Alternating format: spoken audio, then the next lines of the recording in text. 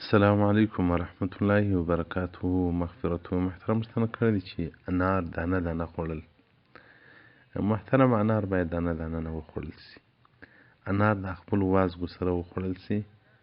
که د علي بن ابي طالب رضی څخه روایت دی چې هغه وایي چې تاسې انار خوري سره له وازګو.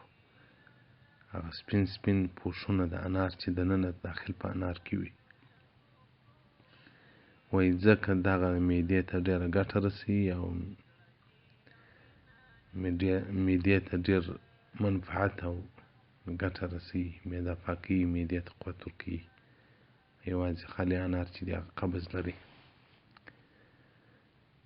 حدیث رقم 8350، جلد 5 صفحه اصولو 12، کتاب طب مجموع زواید. او دغه رنګه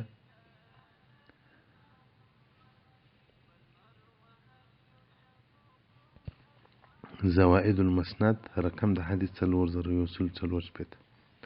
انار باید له هغه دننه سپینو وازګو سره وخوړل سي، نو صحت ته به ګټه ورسوي. والسلام علیکم ورحمة الله وبرکاته.